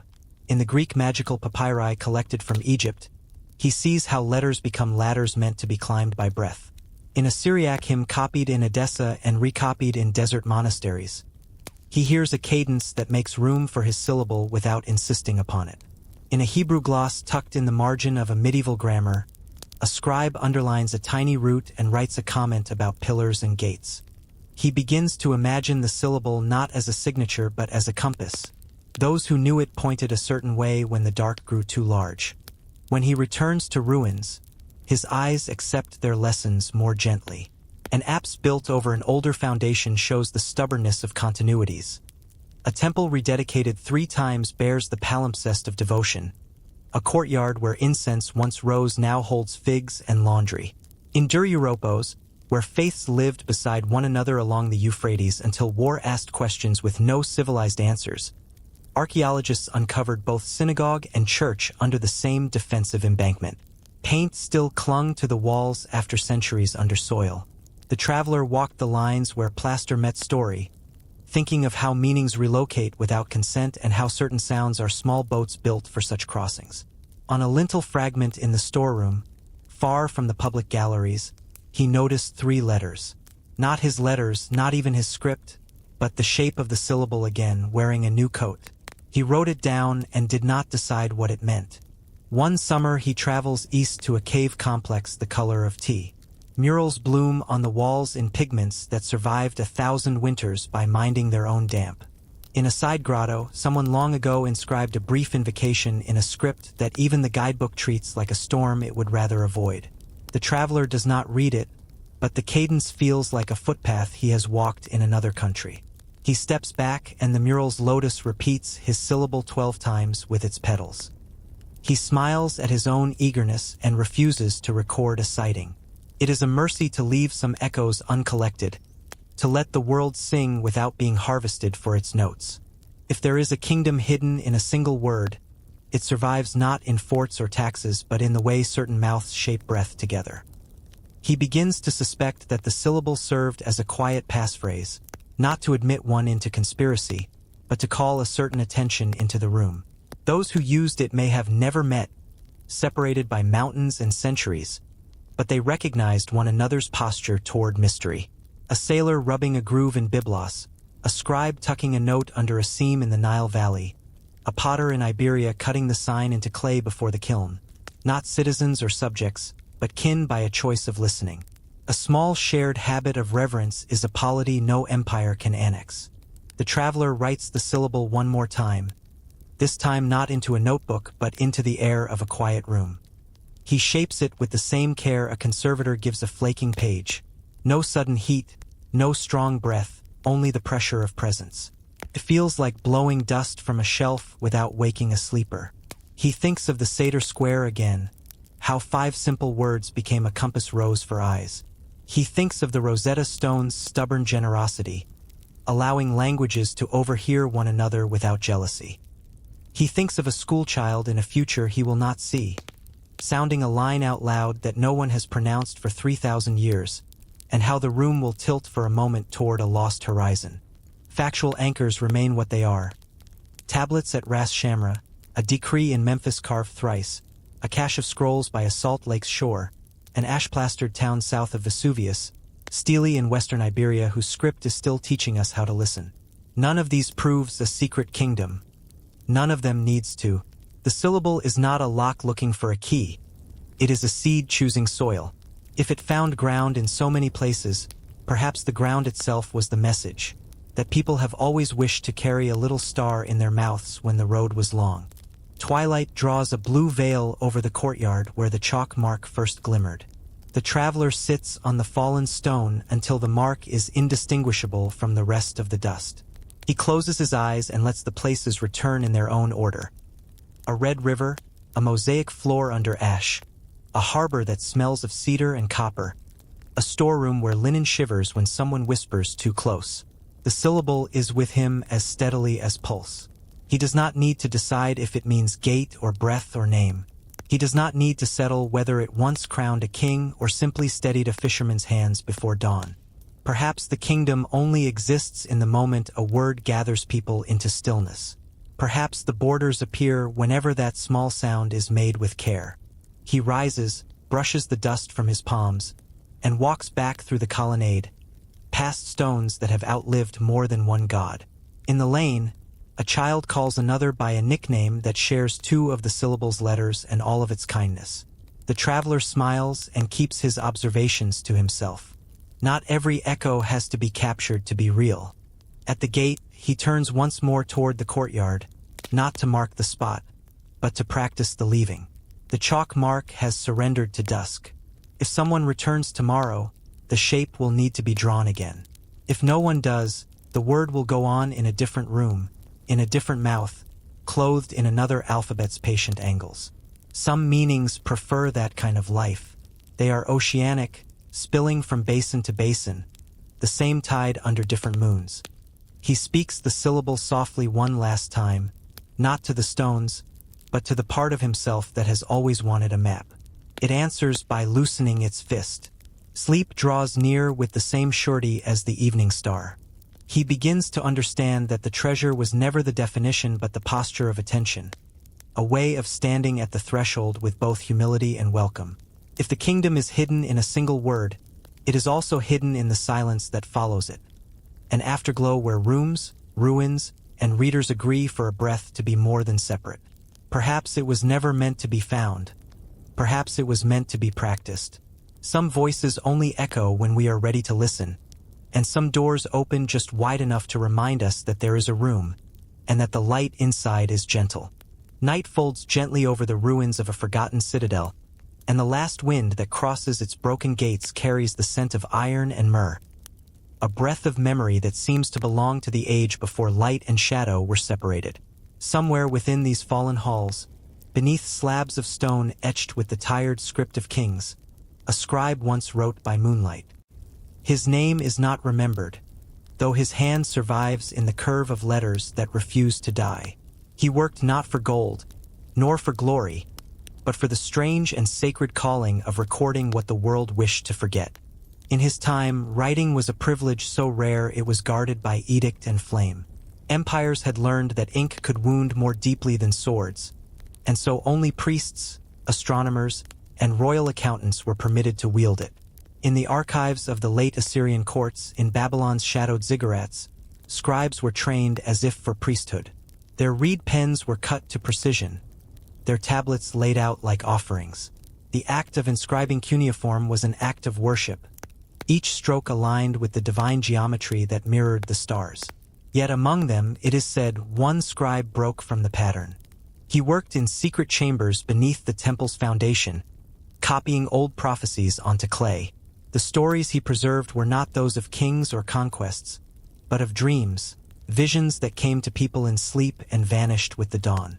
Tablets from this period, found centuries later in Nineveh and Uruk, speak of such men. Those who wrote the language of omens, who believed the gods spoke most clearly through fire and shadow. His hands must have trembled when he wrote them, for the clay shows hesitations. pauses where breath seemed to falter. The lines curved differently, as though shaped by another rhythm, another truth. And then came the fire. The fall of Nineveh in 612 BCE was a cataclysm the ancient world watched in silence. The Medes and Babylonians swept through the city with a fury that left even stone blackened. The palace burned, its libraries collapsing inward, hundreds of thousands of tablets falling like rain. But when the ash cooled, something strange remained. Excavators in the 19th century uncovered tablets so perfectly preserved by the heat that the writing glowed against the clay as if newly written. The fire that had devoured the city had also sealed its words forever. It is easy now to think of preservation as accident. But standing before those vitrified tablets in the British Museum, one feels something else: design. As if the scribes, in their final hours, knew what they were doing. As if they had written with fire in mind. The traveler, centuries later, walks through the same ruins. Beneath the ochre dust, shards of baked clay gleam faintly under the rising moon. He gathers a few, brushing off the sand. The impressions are shallow but unmistakable, cuneiform wedges pressed with purpose. Yet on one fragment, the text seems to twist back upon itself, forming a spiral rather than the traditional grid. It is a strange hand, unrecorded in catalogs. The scholar who once held the stylus must have been guided by something that defied his training. The fragment is warm, even in the night air. The traveler runs his fingers over it and feels a texture almost like skin, alive, somehow. He wonders whether this was the work of that nameless scribe, the one whispered about in fragments of Akkadian verse found near the city's ruins. He wrote with flame slash and sealed the breath of night inside his lines. Perhaps it was legend, perhaps not. History's bones often hide between the ribs of poetry. There are tablets from Mari on the banks of the Euphrates that bear similar anomalies, curved lines, inscriptions that seem to loop in on themselves. Some archaeologists once dismissed them as training exercises, but others, more patient, noticed that the text encoded something far stranger. Numbers aligned to the celestial calendar, sequences that marked not harvest or war, but eclipses, meteor trails, and the rising of unknown stars. The ancient scribes, it seems, were not merely chroniclers. They were dreamers translating the heavens. The nameless one may have been their last. Imagine him, alone in the temple cellar, his lamp a trembling sun, smoke coiling up toward the painted ceiling. Outside, the world collapses. The sound of axes and burning timbers fills the night. Yet he does not flee. He grinds ochre and carbon, mixes them with oil and ash, and writes one final prayer. If the fire must come, let it be my ink. His stylus scratches the tablet's surface slowly, deliberately, as if he were engraving his heartbeat into the clay. He writes until the smoke grows thick enough to breathe. And then the miracle of history. Fire does what the heart cannot. Flames enter the chamber, swallowing the oil lamp and racing across the walls. The scrolls curl and vanish. The ink boils. The clay reddens. The scribe closes his eyes, and in that instant, all that he has written is transformed. Each word turns from clay to glass, each symbol sealed in heat so pure that it survives for millennia. When archaeologists uncover it 25 centuries later, they find not ruin but resurrection. The script intact, unbroken, almost luminous. The traveler kneels among those fragments now, understanding that he is looking at something more than ancient record. He is looking at a covenant between knowledge and destruction.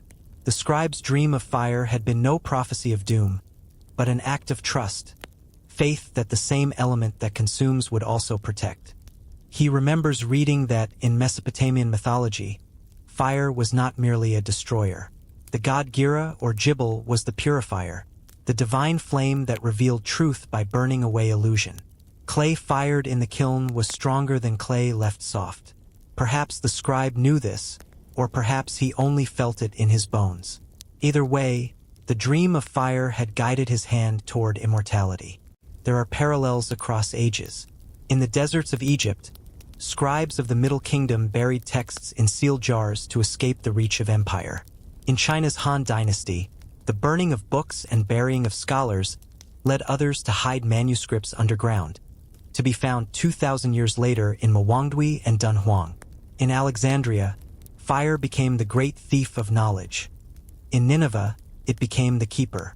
The traveler marvels at this contradiction, that the same element which ends civilizations also preserves their voices when wielded by devotion. He looks again at the fragment in his hand. The spiral script seems to shimmer faintly in the light. For a moment, he thinks he sees movement, letters shifting like embers, rearranging themselves. He blinks and it is gone. But something lingers in the mind, a low hum like the vibration of a plucked string.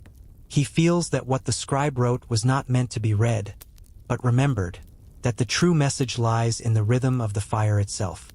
By dawn, the traveler sits on the city's edge. The Tigris glimmers far below, reflecting a pale sky.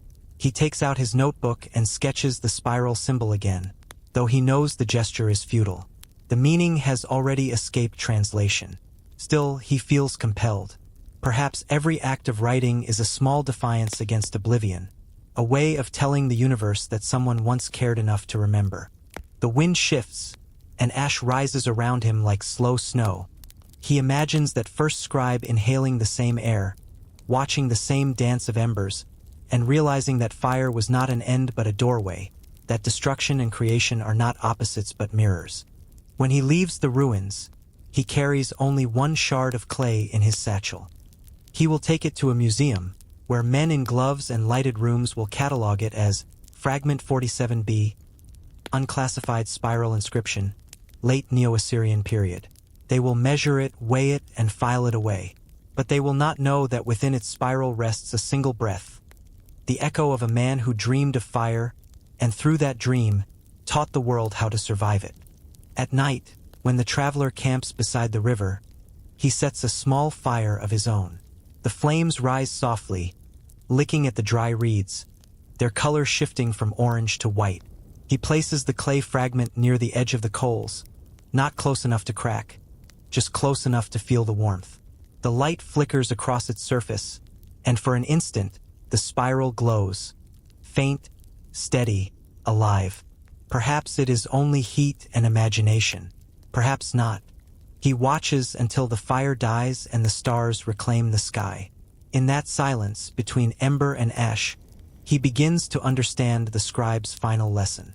Writing, like fire, is an act of surrender, a letting go so complete that it becomes preservation. The flame consumes, but it also remembers. It erases, but it also reveals. By morning, the fragment is cool again. He lifts it gently and turns it in his hand. The surface is unchanged, but his gaze is not.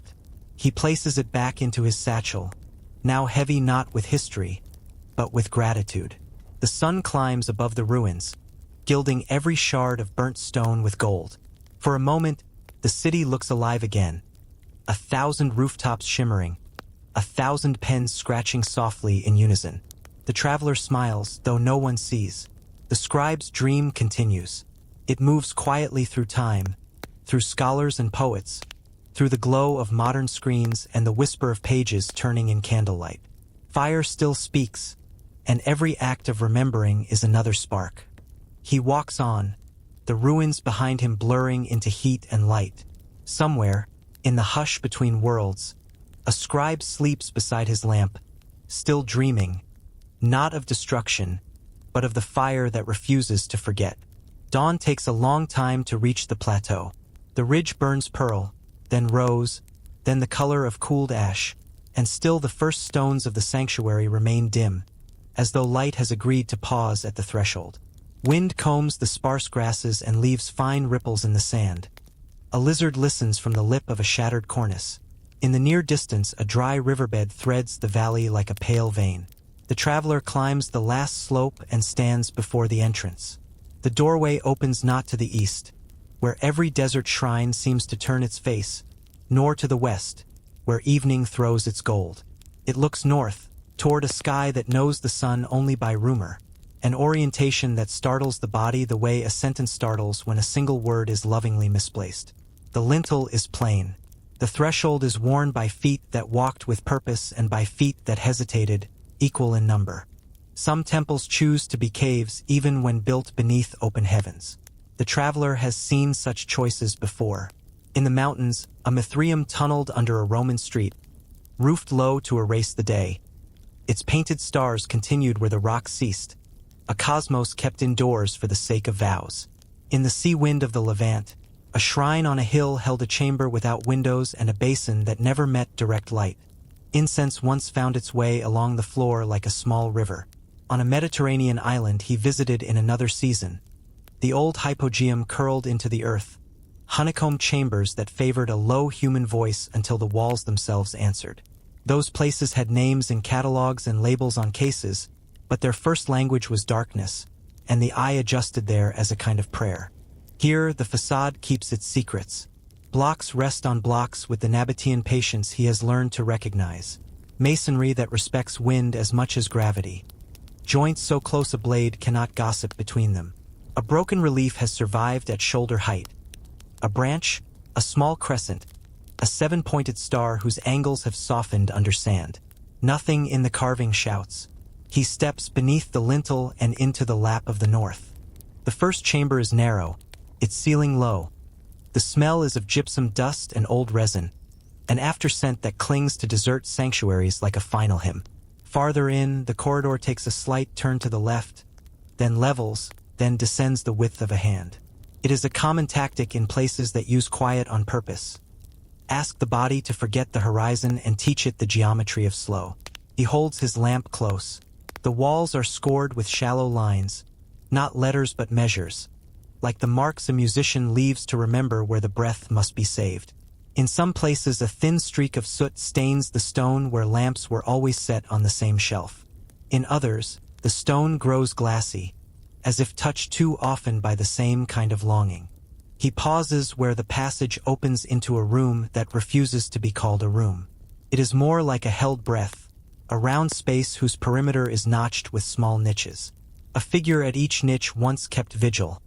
Now only footprints remain, ovals in the dust, persistent as thought. The ceiling dips, then rises at the center into a shallow dome. A single shaft, narrow as a reed and nearly invisible, pierces the stone above and points, with an accuracy that feels like devotion, to a region of the sky where the sun never travels.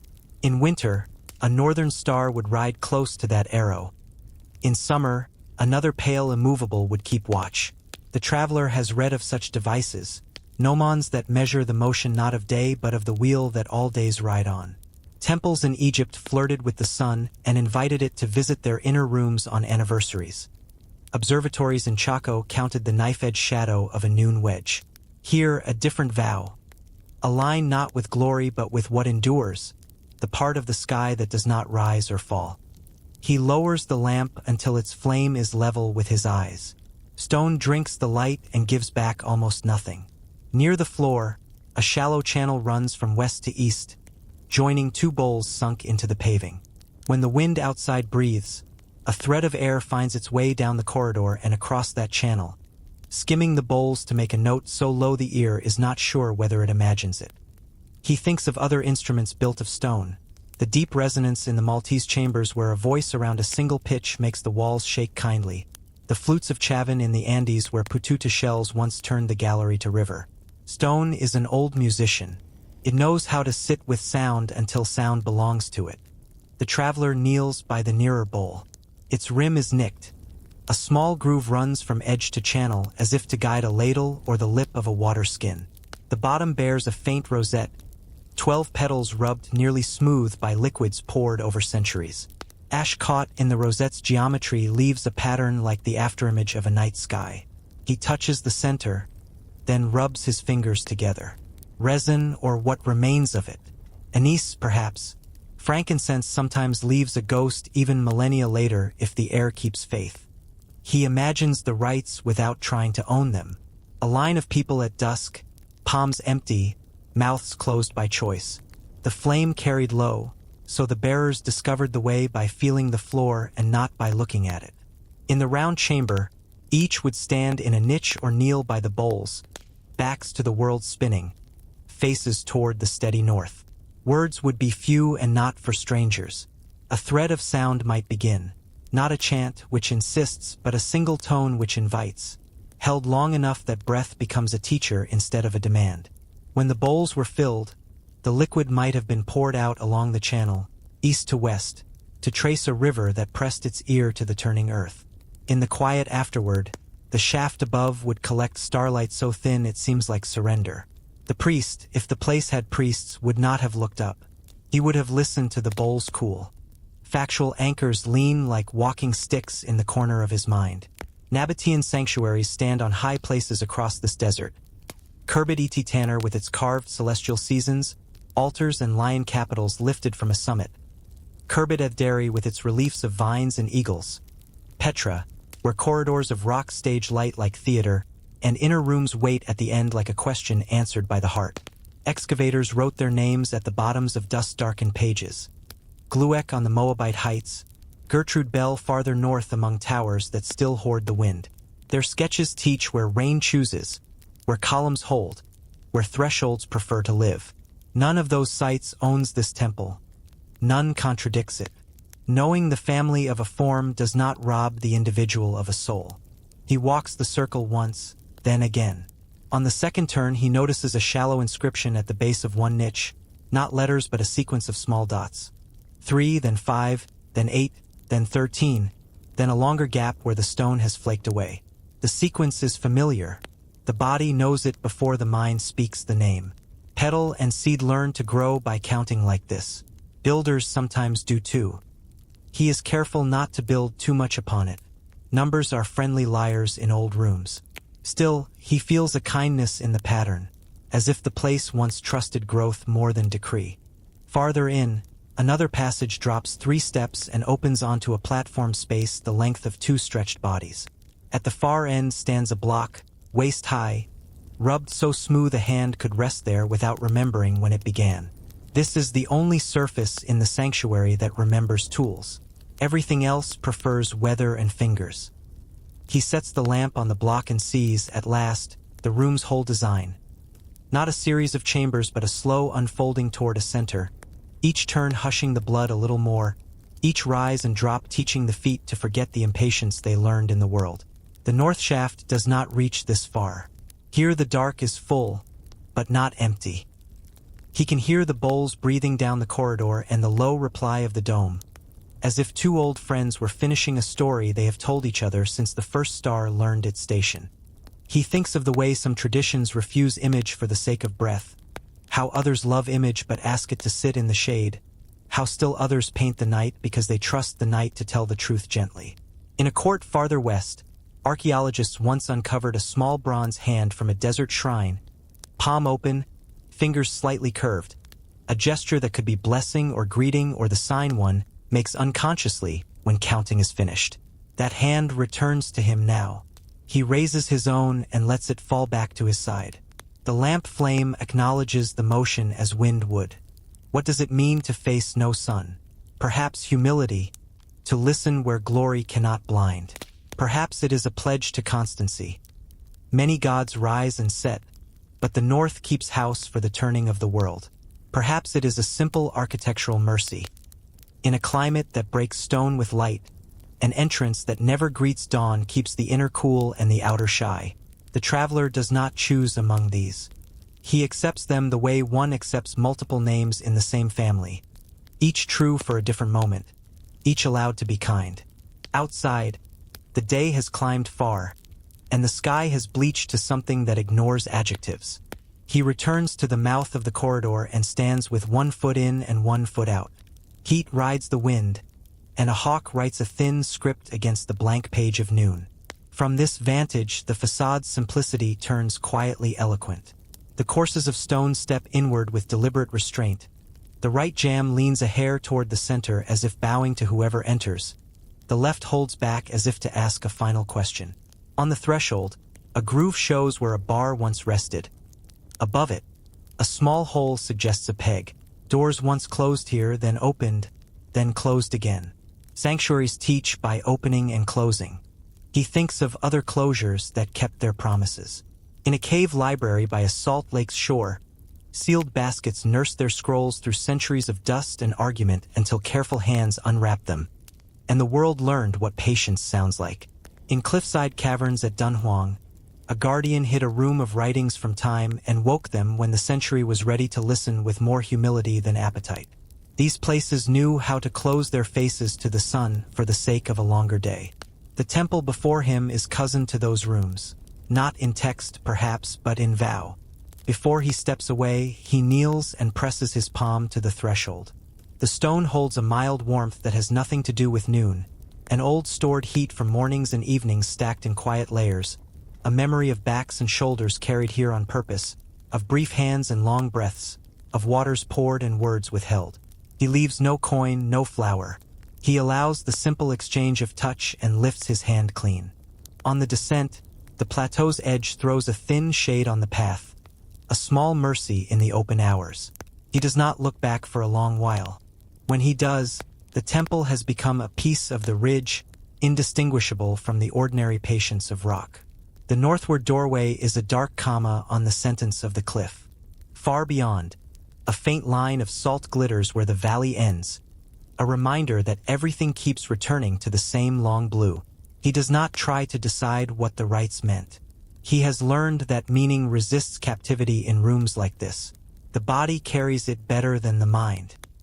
He camps where the ground softens near the dry river and listens as evening unthreads the day. The first stars wake where his hours in the sanctuary have taught him to expect them. In that sober circle the sun never trespasses. A cricket tries a note and finds a friend. He cups his hands and breathes into them once, not for warmth but to feel the shape of his breath where no flame needs tending. The bowls of stone will be cooling now. The dome will continue answering itself. The shaft's invisible line will be steady as ever, pointing to something that has no need of praise. Not everything holy loves the brightness. Some houses keep their lamps low so that the smallest light becomes large enough to see by. Some chambers turn their faces toward a star that does not rise, trusting constancy more than spectacle. Perhaps the people who built this place wanted their gods to find them by the sound of their breath, rather than the gleam of their offerings. Perhaps they wanted their own hearts to hear themselves. When he sleeps, the wind shapes the sand against his ankles. In his dream, the doorway remains dark, kind, sure of its choice.